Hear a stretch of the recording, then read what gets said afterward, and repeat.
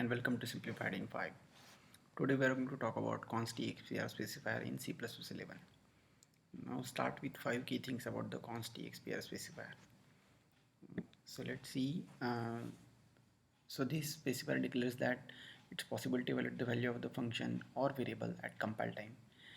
The variables and functions which use const expr specifier can be used where only compile time constant expressions are allowed. The specifier can be used for variable or for function or for a constructor or for a static data member.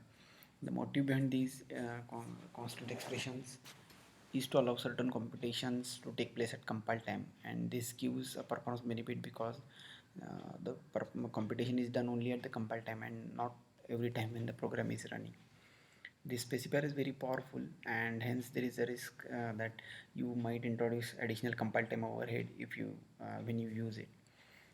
Now let's see 5 key things about the const expr functions.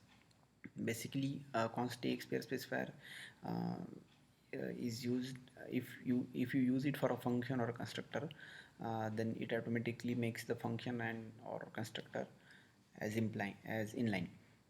The function for which you are using this specifier, it cannot be virtual. Its return type and parameters must be all literal, and you can write don't have to write separate functions for compile time and runtime.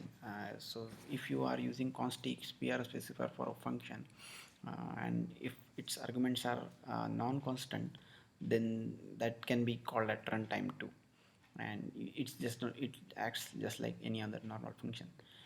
The const expr function should have only one return statement. So these are the 5 key things that you should know. Now let's see an example for the const expr function. So here you can see that get default max size is the function which we have specified with constant, which we have specified as constant expression. So we can use this function to declare the my array variable, and we can specify the size of this array using this constant expression function. So for if you want to use this same function for non-constant arguments or runtime arguments as we have done here, you can get the input from user in any variable, and you can pass that variable to the constant expression function. So at runtime this function will be called as any other normal function. Now let's see 5 key things about the constant expression variables. So if you use for this specifier for variable, that makes the variable constant. The type of that variable must be a literal type, that is one whose layout can be determined at compile time, so that that variable is used at compile time. Then the variable must be immediately constructed or assigned a value.